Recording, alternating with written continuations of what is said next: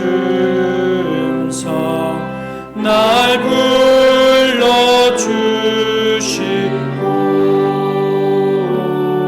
큰 품에 품어주시니 나 찬송합니다.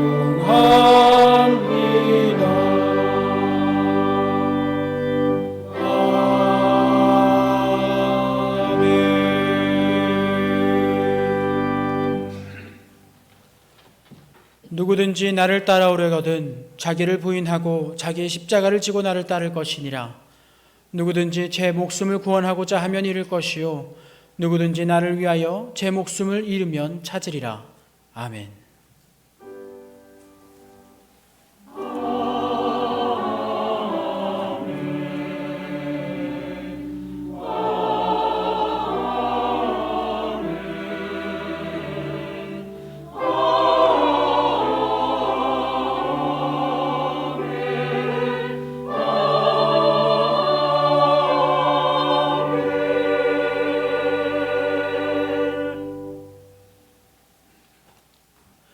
내 하나님이여 내 하나님이여 어찌 나를 버리셨나이까.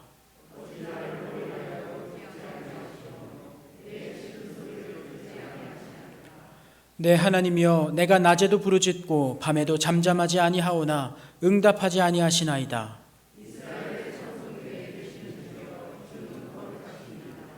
우리 조상들이 주께 의뢰하고 의뢰하였으므로 그들을 건지셨나이다.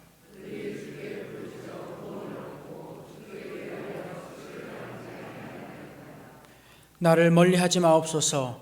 환난이 가까우나 도울 자 없나이다. 내가 내 모든 뼈를 셀 수 있나이다. 그들이 나를 주목하여 보고 내 겉옷을 나누며 속옷을 제비 뽑나이다.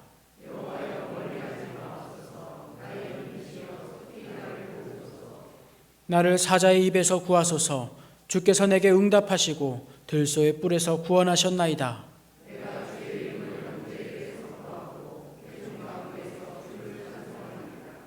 여호와를 두려워하는 너희여 그를 찬송할지어다.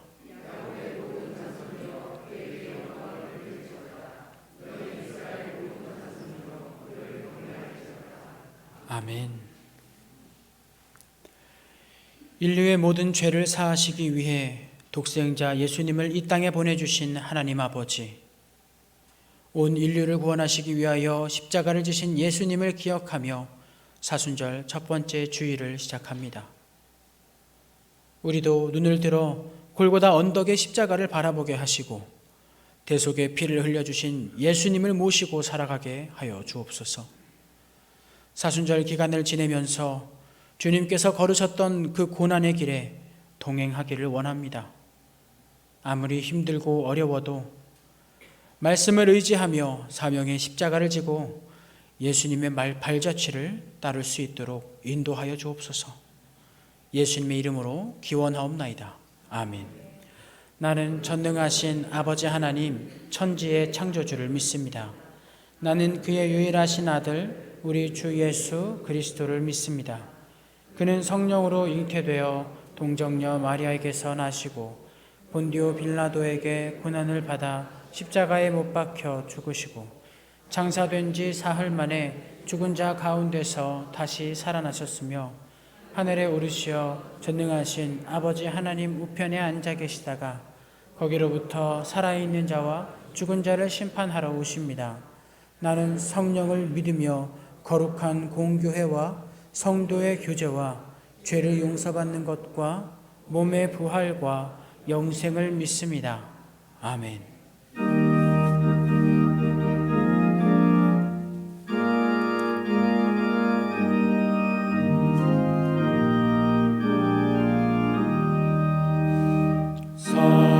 성자와 성령 영원히 영광 받으옵소서. 태초로 지금까지 또 길이 영원 무궁 성삼위께 영광. 아멘.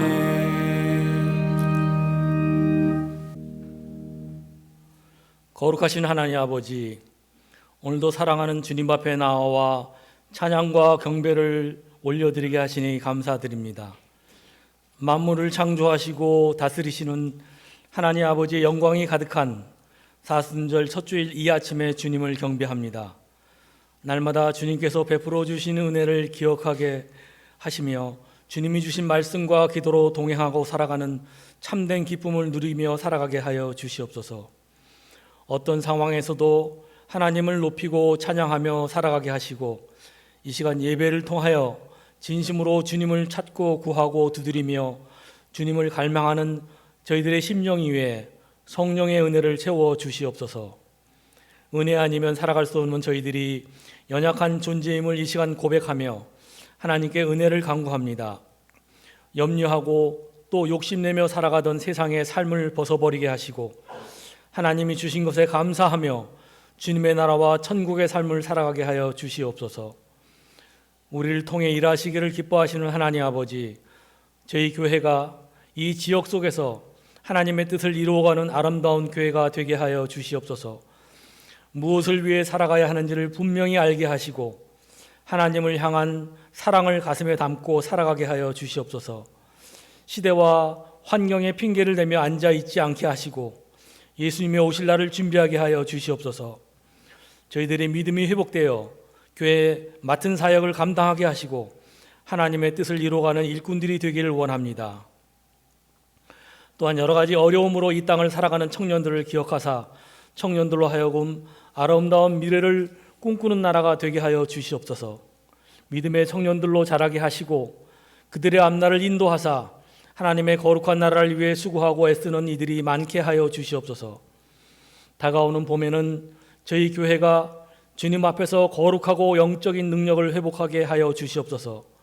열심을 내어 주님을 예배하고 기도하는 삶을 살게 하여 주시고 우리에게 가장 좋은 것을 주시는 하나님을 기대하며 모든 성도들이 주님과 동행하며 은혜의 샘물이 넘쳐나게 하여 주시옵소서. 어려운 세상 속에서도 저희들은 하나님을 온전히 의지합니다.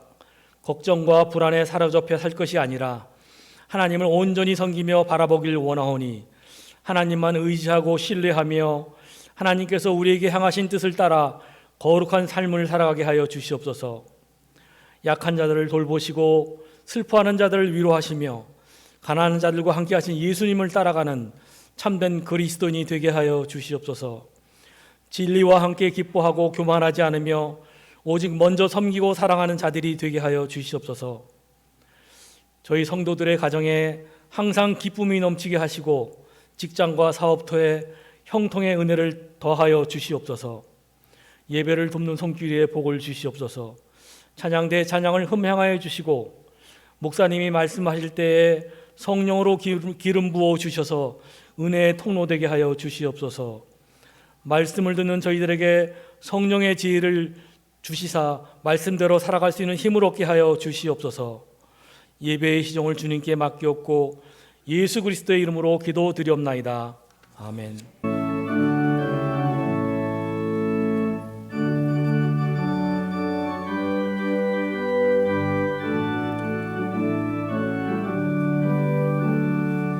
이 세상의 모든 죄를 맑히시는 주의 보혈 성자 예수 그 귀한 피 찬송하고 찬송하세. 주님 앞을 멀리 떠나 길을 잃고 헤맬 때에 나의 뒤를 따라오사 친히 구원하셨도다. 흰 눈보다 더 주의 흘리신 보혈로 희게 씻어주옵소서. 가시관을 쓰셨으니 피로 얼굴 물드셨고 십자가의 모진 고통 나를 위해 당하셨네. 말로 형용할 수 없는 구세주의 구속하심 그 은혜와 크신 사랑 찬송하고 찬송하세. 흰 눈보다 더 주의 흘리신 보혈로 희게 씻어 주옵소서.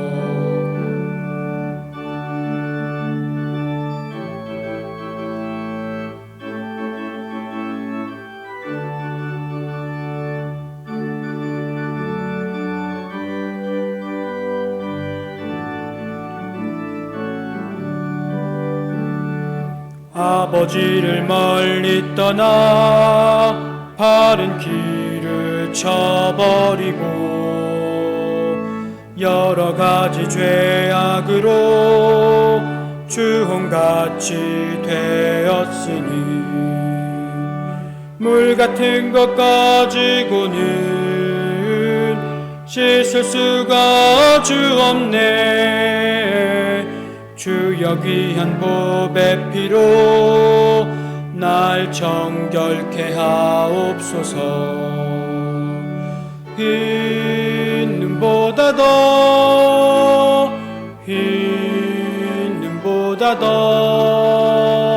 주의 흘리신 보혈로 희게 씻어 주옵소서.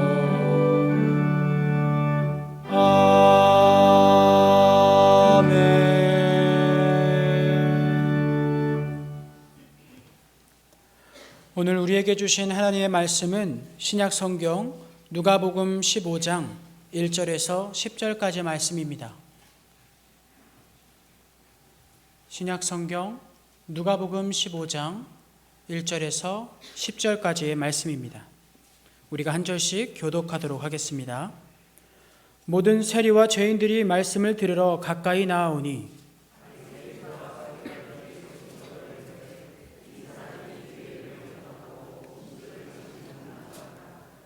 예수께서 그들에게 이 비유로 이르시되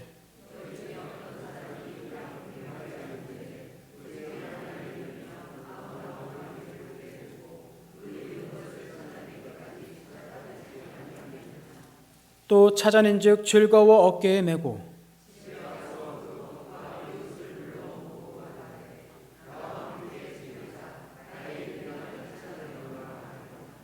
내가 너희에게 이르노니 이와 같이 죄인 한 사람이 회개하면 하늘에서는 회개할 것 없는 의인 99으로 말미암아 기뻐하는 것보다 더하리라.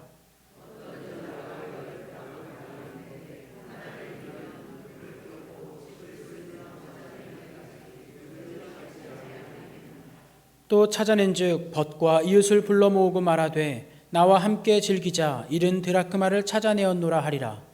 내가 너희에게 이르노니 이와 같이 죄인 한 사람이 회개하면 하나님의 사자들 앞에 기쁨이 되느니라.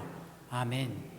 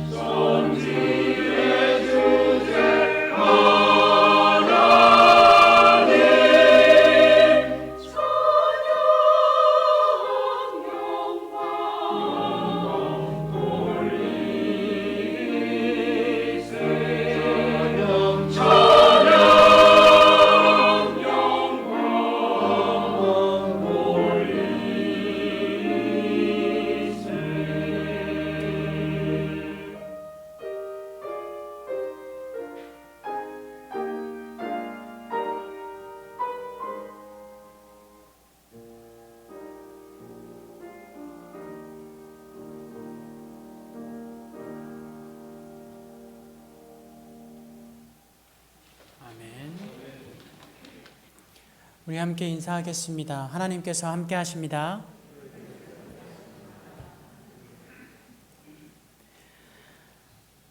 오늘 본문인 누가복음 15장에는 우리가 비교적 잘 알고 있는 세 가지 이야기가 나옵니다. 대부분 우리가 이 본문을 잘 알고 있고요. 저도 한 3번에서 4번 정도 이 본문에 대해서 설교한 적이 있습니다. 그런데 우리가 익숙한 이야기인 만큼 조금은 간과하고 넘어가는, 좀 조심하면, 유의하면 좋을 점들이 있습니다. 그것은 이 15장에 나오는 세 가지 이유가 모두 무언가를 비유로서 설명하고 있다는 겁니다. 이것을 우리가 잘 인지하고 이 이야기를 읽으면 조금 더 깊이 예수님의 말씀 속으로 들어갈 수가 있습니다. 이 이야기가 무엇에 대한 비유인지는 15장 첫머리에 나옵니다. 모든 세리와 죄인들이 말씀을 들으러 가까이 나아오니 바리새인과 서기관들이 수군거려 이르되 이 사람이 죄인을 영접하고 음식을 같이 먹는다 하더라. 같은 이 공동체 일원으로서 당시 유대인들에게서부터 배척을 받는 부류들이 약 4부류 정도가 있었습니다. 같은 민족이지만 동족의 돈을 걷어서 로마에 갖다 바치는 세리들, 또 율법에 대해서 무지하여 잘 지키지 못하는 사람들인 죄인들, 여러 가지 질병이나 장애를 오랫동안 가졌던 환우들, 그리고 이방인들이었습니다. 이 4부류 중에 오늘 등장하는 사람들은 세리와 죄인이죠. 세리는 아까도 말씀드렸던 것처럼 동족의 돈을 가지고 로마에 바치는 사람들이기 때문에 인식이 별로 좋지 못했습니다. 그런데 단순히 이 세금만 걷는 것이 아니라 그 세금을 2중, 3중으로 부과해서 자신의 이익을 챙기려고 했기 때문에 더욱 경멸하는 시선을 보냈던 것이죠. 이 죄인에 대해서는 할 이야기가 좀 있습니다. 예수님 당시의 유대는 사람의 모든 행위가 율법으로부터 지배를 받는 시대였습니다.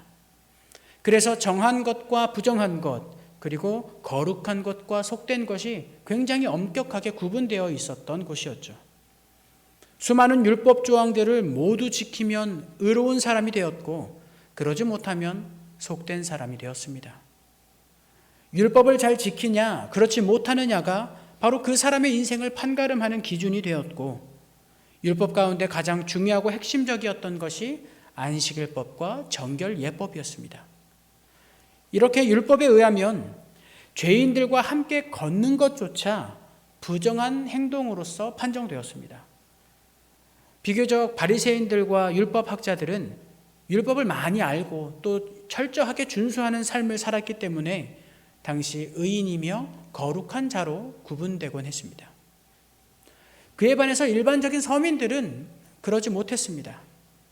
율법을 이들이 잘 지키지 못한 것은 그들이 악하기 때문이 아니라 직업이나 삶의 여건 때문에 그러지 못했던 것입니다. 그들은 주로 세관원이었고 각종 질병에 시달리는 사람들이었으며 비천한 직업에 종사했던 사람이었고 어린 아이들과 여인들이었습니다.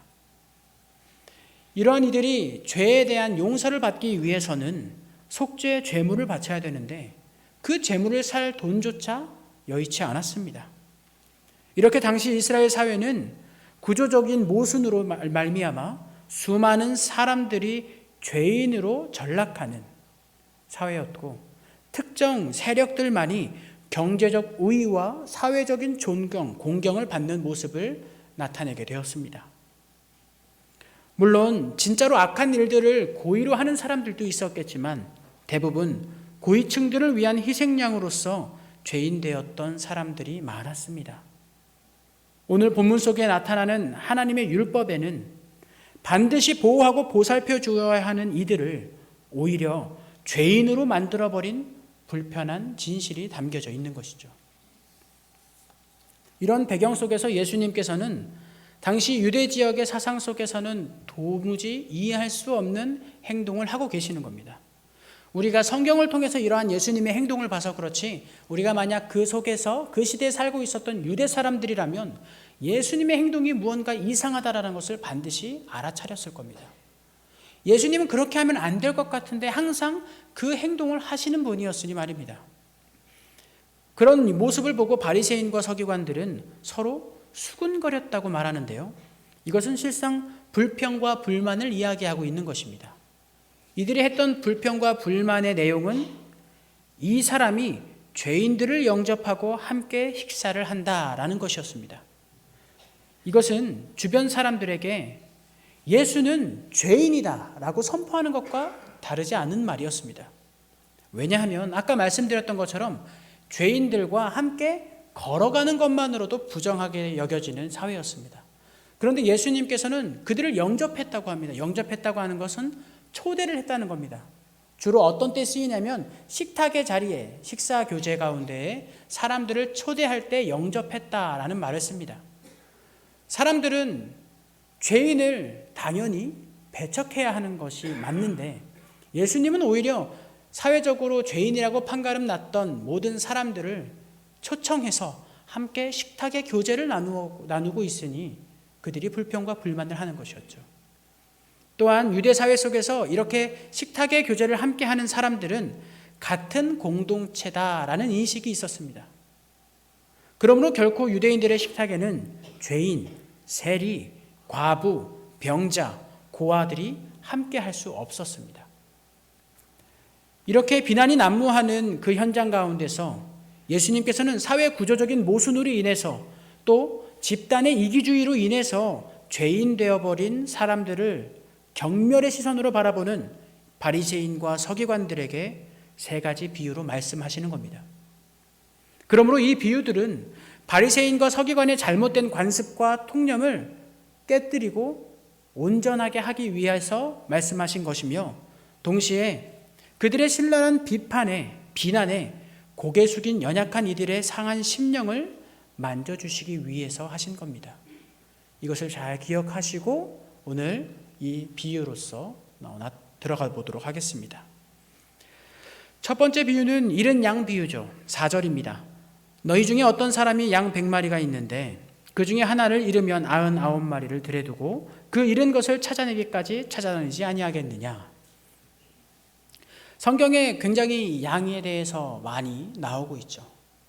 그래서 우리는 이 양을 습관적으로 어떻게 인식하고 있냐면 조금 좋은 이미지로 생각하고 있습니다. 양은 목자의 말을 따르는 존재고 또 목자만을 바라보며 어떤 맹목적인 믿음을 가지고 순종하는 존재로서 받아들여지게 됩니다.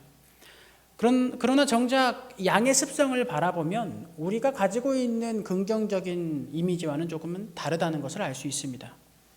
당시 유대 땅에서도 양은 그렇게 좋지 못한 이미지를 가지고 있었습니다. 일단 양은 지독한 근시이기 때문에 정확한 판별을 하기 위해서는 한 2m에서 3m 정도 가까이 가야지만 그 사물을 분별할 수가 있었습니다.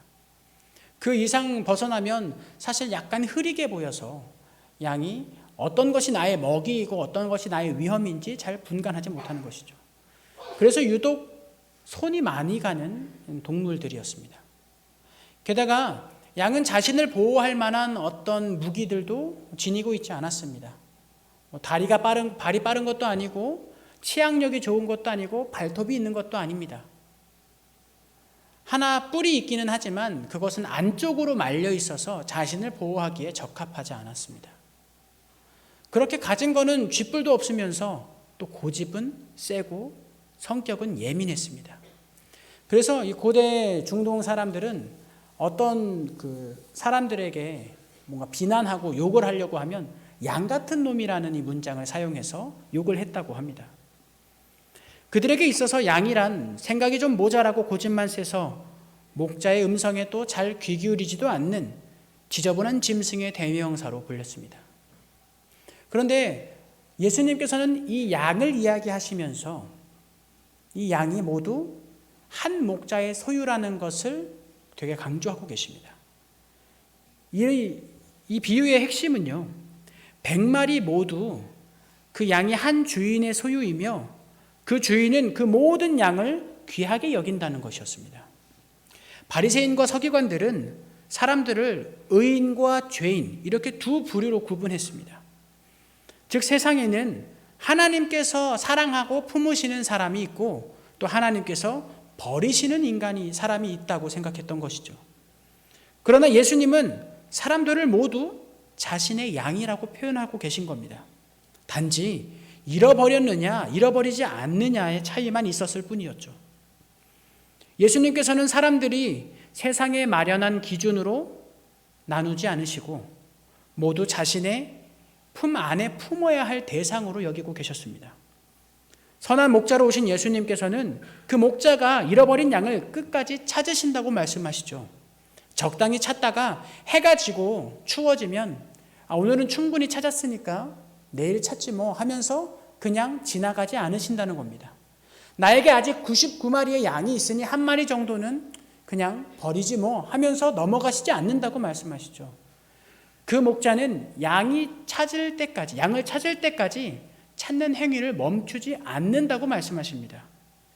그런데 우리가 현실적으로 생각해 봤을 때 이 목자의 이러한 열심이 다소 조금은 합리적이지 않고 좀 부자연스러워 보입니다. 왜냐하면 우리가 볼 때 그 한 마리의 잃어버린 양의 가치가 높지 않기 때문이죠. 그러나 만약 목자를 부모라고 생각하고 양들을 자녀라고 생각해 봅시다. 부모가 잃어버린 자녀 한 명을 찾는데 적당히 찾다가 해가 지고 추워지면 오늘은 좀 춥고 날이 어두워졌으니까 내일 다시 찾읍시다 라고 할 수 있겠습니까? 그럴 수 없는 것이죠. 내 자녀가 한 50명 정도 있으니까 한 명 정도는 그냥 뭐 그럴 수도 있죠 하면서 포기할 수 있겠습니까? 그럴 수 없는 것입니다. 밤이 되었든 날씨가 춥든 비가 내리든 눈이 내리든 그 자녀를 찾을 때까지 잠들 수 없는 사람이 바로 부모인 것이죠. 예수님께서는 양들의 가치를 기르는 가축으로서 여기지 않았습니다. 오히려 자신의 목숨보다 귀한 가치로 여기셨고 100마리 모두 합해서 그 가치로 여긴 것이 아니라 한 마리 한 마리가 자신의 목숨보다 귀한 가치가 있음을 우리의 말씀을 통해서 내비쳐주고 계십니다. 이러한 생각을 가지고 마침내 목자가 잃었던 양을 찾고서 취한 행동을 보면 그래서 이랬구나 라고 하는 것을 이해할 수 있습니다. 5절로 6절입니다. 찾아낸 즉 즐거워 어깨에 메고 집에 와서 그 벗과 이웃을 불러 모으고 말하되 나와 함께 즐기자 나의 잃은 양을 찾아내었노라 하리라. 목자는 잃어버린 양을 찾은 후에 즐거워하면서 양을 어깨에 메고 왔습니다. 그런데 이 어깨가 단수로 쓰인 것이 아니라 복수로 쓰였습니다. 그렇다는 건 양 다리를 이렇게 잡고 양쪽 어깨에 메고 집으로 들어왔다는 겁니다. 혹여 한쪽 어깨로 메면 양이 불편하고 또 떨어질까 걱정되어서 꽉 잡고 양쪽 어깨에 안정된 자세로 양이 가장 편한 상태로 집으로 돌아왔다는 것이죠. 길 잃은 양을 찾은 그 목자는요, 사실 굉장히 피곤했을 겁니다. 그리고 화도 났을 거고 왜 그렇게 길을 잃었는지 속상하기도 했을 겁니다. 또 길을 잃어서 한참 뒤에 찾은 그 양의 상태가 당연히 깨끗할 리도 없습니다. 그러나 목자는 그 양의 어떤 상태나 자신의 감정에 대해서 호소하지 않았습니다. 그저 양이 얼마나 두려웠을까, 양이 얼마나 불편했을까를 걱정하며 자신의 어깨 위에 메고 왔던 것이죠. 우리가 예수님을 처음 만나고 예수님을 구주로 고백했을 때를 한번 생각해 보시기 바랍니다. 예수님을 마침내 찾고 마침내 구주로 고백했을 때 예수님께서 너 지금까지 뭐 하다가 이제서야 나를 찾게 되었느냐? 이제서 조금 늦었으니까 한 1시간에 한 대씩만 맞아서 한 100대 정도 맞고 시작하자 라고 하시지 않으시죠? 예수님께서 우리가 예수님을 온전히 찾고 바랬을 때 마침내 예수님과 만남을 가졌을 때 예수님 우리에게 뭐라고 하셨습니까? 그동안 흔들리는 세상의 가치로 혼자의 힘으로 무너져가는 여러 가지 것들을 잡느라 고생하고 힘들었고 절망 속에 있었지. 이제 너가 나를 찾았으니 이제부터는 내가 너와 꼭 함께 하겠다. 너의 손을 놓지 않고 너의 삶의 모든 순간에 영원토록 내가 너와 동행할 것이다 라는 말씀을 우리에게 해주시는 것이죠. 바로 양을 찾은 목자의 마음처럼 말입니다. 양을 찾은 목자는 돌아와서 잔치를 엽니다. 목자가 양을 찾기는 했지만 양이 200마리, 300마리로 불어난 것이 아닙니다. 그냥 100마리입니다. 오히려 찾느라 고생하고 수고했기 때문에 빨리 이 일을 정리하고 쉬고 싶었을 것이죠. 그러나 자신의 양이 아닌 자신의 목숨보다 소중한 그 자녀를 찾은 목자의 기쁨은 그냥 잘 수 없는 것입니다. 사람들을 불러 모으고 마침내 내가 사랑하는 그 자녀를 찾았다고 자랑하고 기뻐하며 함께 나누는 것이죠. 예수님의 이러한 비유는 하나님이 사람을 향한 그 사랑이 얼마나 크고 신비로운지 우리가 잘 알지 못하고 이해할 수는 없지만 대략적으로 가늠해 볼 수 있게 합니다. 두 번째 비유는 잃은 드라크마를 찾은 여인에 대한 비유입니다. 8절입니다. 어떤 여자가 10드라크마가 있는데 하나를 잃으면 등불을 켜고 집을 쓸며 찾아내기까지 부지런히 찾지 아니하겠느냐. 지금도 그렇지만 당시 이 팔레스타인은 낮에는 기온이 굉장히 높고요, 밤에는 추웠습니다. 일교차가 기본적으로 20도 이상 나는 지역입니다.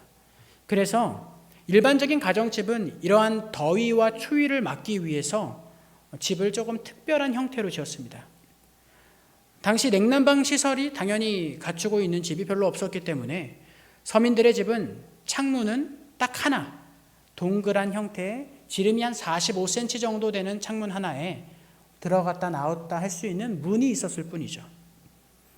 또한 이 찬 기운이 바닥에서부터 올라오는 것을 막기 위해서 갈대와 마른 풀들을 바닥에 잔뜩 깔아 놓았습니다. 이런 이유로 인해 바닥에 조그만 물건을 떨어뜨렸을 때 그것을 찾기란 여간 어려운 것이 아니었죠. 그래서 이 여인은 드라크마를 찾기 위해서 등불을 켜야 했고요, 바닥을 손으로 쓸면서 드라크마가 손에 걸리기를 바라면서 찾고 있었습니다. 이 여인이 드라크마를 마침내 찾았습니다. 그런데 찾기는 했는데 이 여인의 반응이 조금 과합니다. 9절입니다. 또 찾아낸 즉 벗과 이웃을 불러 모으고 말하되 나와 함께 즐기자, 잃은 드라크마를 찾아내었노라 하리라. 이 여인은 친구들과 이웃을 불러서 잔치를 열 정도로 기뻐했다고 합니다. 그럼 우리는 이제 합리적인 생각을 해볼 수 있습니다. 이 드라크마 하나가 가지는 가치가 꽤 높구나라는 사실을 알 수 있죠. 드라크마가 얼마 정도 되면은 우리가 이웃을 불러 모으고 잔치를 열 수 있을까요? 제 기준으로 한 이웃을 옆집, 윗집, 아랫집 정도 불러가지고 잔치를 하려면 그래도 드라크마 하나에 한 1,000만 원에서 한 2,000만 원 정도는 돼야 그것을 찾아가지고 잔치를 열 정도의 기쁨을 가질 수 있지 않을까라는 생각이 듭니다. 그런데 이 드라크마 하나가 가지는 가치는 그 정도의 가치가 아니었습니다. 한 드라크마를 지금 우리나라의 이제 금액으로 따져보면 한 7만 원에서 10만 원 정도의 가치를 가지고 있습니다. 그러니까 그 정도의 가치가 있다는 게 아니라는 것이죠. 그렇다는 건 이 드라크마가 가지는 가치가 금전적인 가치를 제외하고 또 무언가 다른 게 있어야 하는 게 당연히 정상적인 반응이죠. 그러고 보니까 이 당시 일반적인 남자들이 결혼을 할 때 아내가 될 사람에게 결혼 선물로 드라크마 10개를 줍니다. 그러면 이 여인은 그것을 받아서 그 드라크마에 구멍을 뚫어 줄로 연결을 해서 목에 걸고 다니거나 아니면 머리에 걸고 다니곤 했습니다. 여인들은 이 선물을 굉장히 소중하게 여기면서도 주의 깊게 간직했습니다. 만약 이것을 소중하게 여기지 않는다면, 방치하거나 또 마음대로 아무렇게나 사용한다면 남편은 자기 아내가 자신에 대한 사랑이 식었다고 생각했습니다. 그러므로 이 은전은 단순히 금전적인 가치를 의미하는 것이 아니었던 것이죠. 또한 이 10개의 드라크마는요, 당시 유대 사회적으로도 꼭 지켜져야 하는 것으로 인정됐습니다. 만약 어떤 집이 빚을 많이 져서 여러 가지 집에 있는 물품들이 압류당했다고 생각해 봅시다. 더 이상 압류당할 것이 없어서 마침내 이 10드라크마만 남았는데, 당시 유대 사회는 비록 빚을 많이 져서 더 이상 압류할 게 없을지라도 이 10개의 드라크마는 건드리지 못하도록 되어 있었습니다. 이 돈은 오직 남편이 먼저 죽고 난 뒤에 극도의 가난 가운데 있을 때에만 사용할 수 있는 것이었죠. 이 여인에게 10개의 드라크마는 자신을 향한 남편의 사랑과 남편을 향한 자신의 사랑의 증표로서 존재했던 겁니다. 10개의 드라크마가 그러니까 하나도 빠짐없이 동일하게 귀한 가치를 가지고 있는 겁니다. 예수님께 하나 떨어진 드라크마도 목에 걸려있는 9개의 드라크마와 같은 가치를 지닌다는 겁니다. 그것은 단순히 돈이 아니라 깊은 의미가 있는 사랑의 징표인 것처럼 예수님께 모든 사람은 단순히 피조물이 아니라 깊은 사랑의 대상이라는 겁니다. 그래서 예수님은 이러한 같은 사랑의 존재들이 서로를 비난하고 구분짓는 모습에 가슴이 메어질 수밖에 없는 겁니다. 99마리의 양이 길을 잃은 양 한 마리의 양을 비난하고 그를 버리려는 모습에 가슴이 아프신 것이죠. 목에 걸려있는 9개의 드라크마가 1개에 떨어진 드라크마를 향해 저건 이제 쓸데없어요. 저건 별로 가치가 없으니까 줍지 마시고 찾지도 마세요. 저건 그냥 버려두세요. 우리가 있지 않습니까? 라고 말하는 그 모습에 너무나 안타까웠던 거예요. 그래서 예수님은 죄인을 구분짓고 비난하는 그들에게 아니다. 저 잃은 양은 너희와 같이 나의 소중한 양이고 나의 자녀이기 때문에 내가 반드시 끝까지 찾을 것이다. 저 드라크마는 너희들처럼 나에게 너무나 소중한 사랑의 대상이며 사랑의 징표이기 때문에 반드시 손을 쓸어가면서 내가 찾아낼 것이다 라고 말씀하시고 계시는 겁니다. 그러므로 연약한 죄인들은 그 사회 속에서 구분지어야 할 대상이 아니라 오히려 찾아서 함께 공동체 속으로 품어야 되는 존재라는 것을 알려주고 계시는 거예요. 그리고 그 죄인으로 판정되는 사람들에게 너희들은 죄인이 아니라 연약한 존재로서 내 사랑 안에 내가 품어주어야 할 존재라고 그 가치를 다시금 높여주고 있는 모습을 보여주십니다. 예수님께서는 이 두 비유의 결론을 7절과 10절에 동일하게 이렇게 말씀하십니다. 7절입니다. 내가 너희에게 이르노니 이와 같이 죄인 한 사람이 회개하면 하늘에서는 회개할 것 없는 의인 99으로 말미암아 기뻐하는 것보다 더하리라. 10절입니다. 내가 너희에게 이르노니 이와 같이 죄인 한 사람이 회개하면 하나님의 사자들 앞에 기쁨이 되느니라. 사랑하는 성도 여러분, 우리는 지금 99마리에 속하는 양들입니다. 또 9개에 속한 드라크마로서 주님과 함께 있습니다. 여러분 이것을 잊지 마시길 바랍니다. 우리는 지금 주님과 함께 있기에 기쁨과 감사를 충만함으로써 올려드릴 수 있어야 되는 상태인 것이죠. 그러나 우리가 주님과 함께 있음에 그것으로 우리의 모든 것이 만족을 얻기에 충분한데 또 다른 것들을 원하고 간구하며 나를 더욱 귀한 가치로서 여겨지게 하기 위해서 예수님의 시선과는 다른 시선을 두고 계시지는 않으신지 생각해 보시기 바랍니다. 예수님께서는 잃은 양에게 떨어진 드라크마에 시선이 가 있는데 우리는 어떻게 하면 내가 더 잘 될지, 어떻게 하면 우리 가족이, 우리 공동체가 더 나아질지 우리의 것들만 생각하고 우리 속에 시선을 두고 있는 것은 아닌지 생각해 보시기 바랍니다. 그리고 기억하십시오. 우리 역시 이전에 길을 잃어 더러워졌던 양이었고 돌과 풀이 무성한 바닥에 떨어졌던 드라크마였다는 것을 말입니다. 예수님께서 우리를 찾고 찾으셔서 마침내 우리와 만나시고 우리를 예수님의 양쪽 어깨에 목마를 태워서 하나님의 성전 가운데로 나오신 분입니다. 예수님은 바닥을 쓸고 쓸어서 그 손에 가시가 박히든 그 속에서 까져서 상처가 나든 상관하지 않으시고 포기하지 않으시고 끝까지 잃어버린 드라크마였던 우리를 주우셔서 자신의 품에 꼭 간직하셨던 분입니다. 그리고 마침내 그것을 발견하셨을 때, 우리를 발견하셨을 때 하나님께서는 무엇과도 비교할 수 없는 기쁨을 나타내셨고요. 하늘에서는 잔치가 열렸습니다. 바로 우리가 그 당사자라는 겁니다. 우리를 그렇게 귀하게 여겨주시는 분이 지금 저와 여러분에게 함께 계십니다. 그러면 이제는 우리도 우리 속에 시선을 두는 것이 아니라 예수님의 시선에 집중해 볼 수 있기를 바랍니다. 내 삶의 자리에 있는 잃어버린 자들이 예수님께 발견되어지고 그 품으로 들어갈 수 있도록 기도하고 헌신하는 겁니다. 한 영혼을 살아가는 마음을 품고 움직이는 겁니다.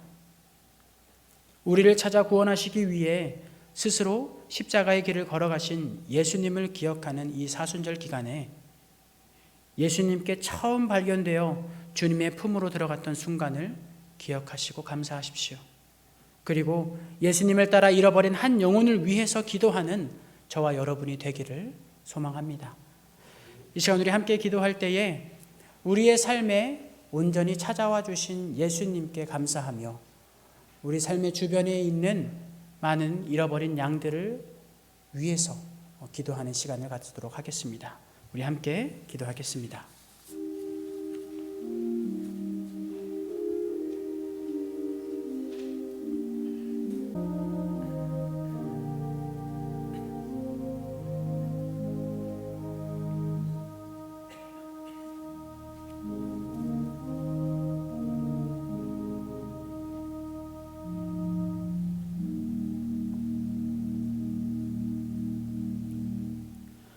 내게 귀를 기울여 속히 건지시고 내게 견고한 바위와 구원하는 산성이 되소서. 주는 나의 반석과 산성이시니 그러므로 주의 이름을 생각하셔서 나를 인도하시고 지도하소서. 아멘.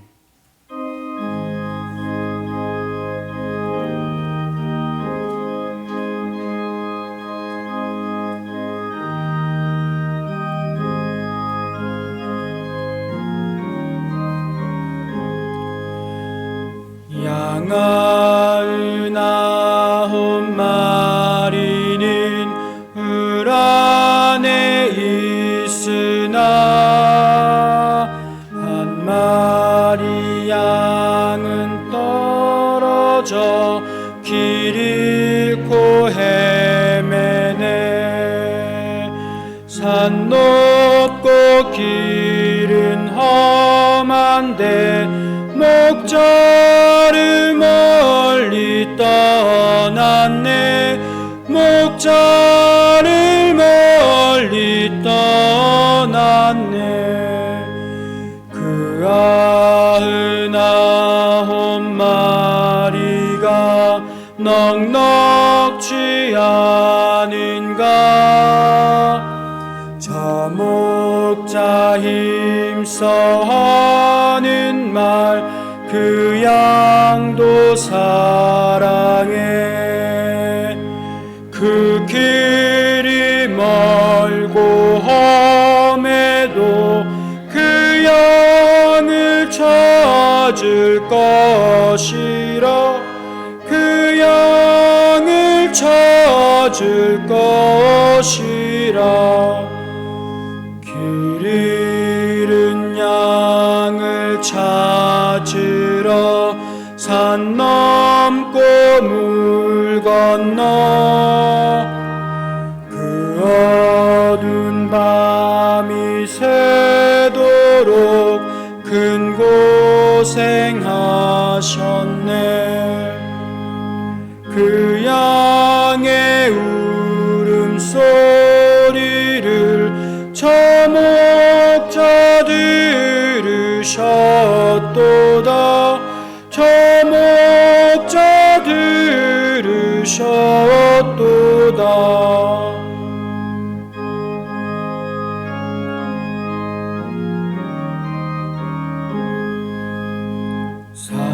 산길에 홀린 피 흔적 그 누가 흘렸나. 길 잃은 양을 찾느라 저 목자 흘렸네. 손발은 어찌 상했나. 가시에 찔리셨다. 가시에 찔리셨도다. 저 목자 기쁨 넘쳐서 큰 소리 외치며 내 잃은 양을 찾았다 다 기뻐하여라. 저 천사와 답하는 말 그 양을 찾으셨도다. 그 양을 찾으셨도다.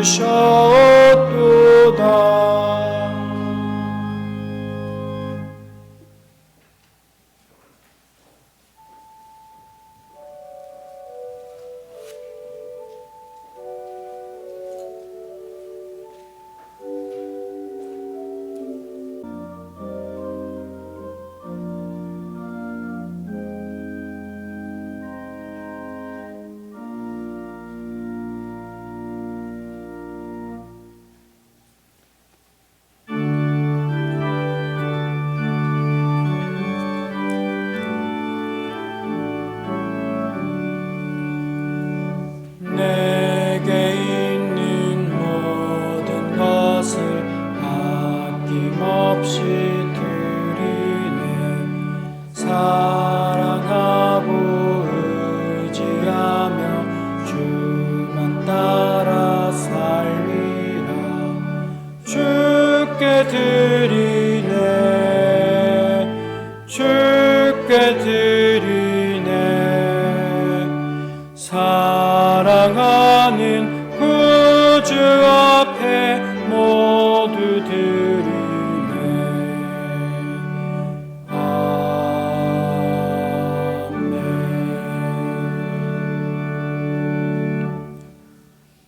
우리에게 먼저 다가오시고 우리를 품어주시며 안아주시는 하나님 아버지, 주님 안에서 우리가 참된 안식을 느끼게 하시고 또 많은 사람들로 주님께 나오는 통로가 되게 하시니 감사합니다. 주님을 닮아서 기쁨으로 헌신하는 삶이 되도록 이끌어 주시옵소서. 이 시간 주님을 사랑하여 기쁜 마음으로 드린 손길들을 기억하시사 주님과의 동행을 더욱 깊이 깨달아 알게 하여 주옵소서. 이 나라와 민족이 주님 앞에서 회개하고 겸손한 삶을 살게 하여 주시며 교회가 먼저 연약한 자들을 보살피고 많은 이들과 공감할 수 있는 공동체가 되게 하여 주옵소서. 전쟁으로 고통 중에 있는 나라에는 종식과 함께 평화가 선포되게 하여 주시고 자연재해로 깊은 절망과 슬픔에 잠긴 영혼들은 위로하여 주시사 속히 일상을 회복할 수 있도록 손을 내밀어 주옵소서. 연로하신 어르신들의 강건함을 지켜주시고 어느 곳에서나 지나온 삶의 은혜에 대한 고백이 넘치게 하시며 주님을 더욱 사모하여 이전보다 더욱 빛나는 나날들을 보낼 수 있도록 인도하여 주옵소서. 어린아이들을 기억하여 주시사 그 삶에 하나님과의 만남이 일어나고 예수님을 구주로 고백하며 선한 자아가 자라날 수 있도록 인도하여 주옵소서. 다음 세대들이 세상에서 꿈과 소망을 품고 살아가게 하시고 나의 의가 아닌 하나님의 뜻과 의를 찾으며 흔들리지 않는 세대가 되게 하여 주옵소서. 각지에서 말씀으로 복음을 전하는 선교사들과 그 가정을 기억하여 주시고 북한에 있는 우리 동포들도 기억하여 주옵소서. 영육 간의 강건함을 허락하여 주시고 여러 위험으로부터 보호하여 주옵소서. 사순절 기간 예수님의 구원의 길을 기억하며 우리 삶에 남겨져 있는 예수님의 발자취를 발견하게 하여 주옵소서. 성도들의 여러 사업과 직장지 가운데 형통하게 하여 주시고 우리의 삶이 오직 하나님만을 의지하기를 원하오니 인도하여 주옵소서. 예수님의 이름으로 봉헌 기도드립니다. 아멘.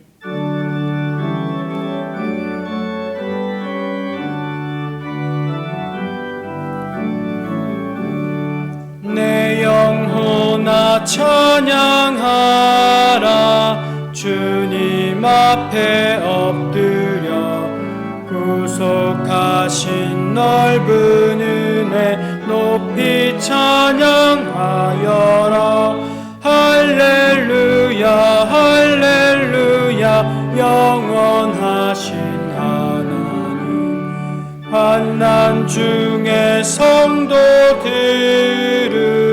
구원하여 주셨네.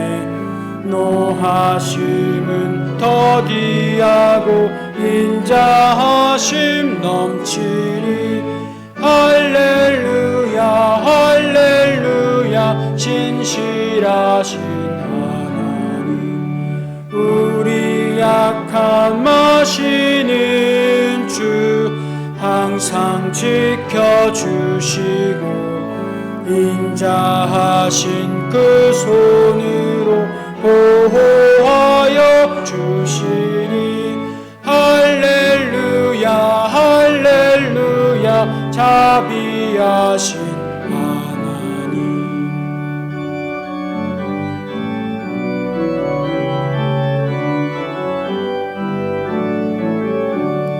천사들아 우리 함께 주께 찬양 드리세. 성도들아 모두 모여 주께 경배하여라. 할렐루야 할렐루야 은혜로신 하나님. 아멘.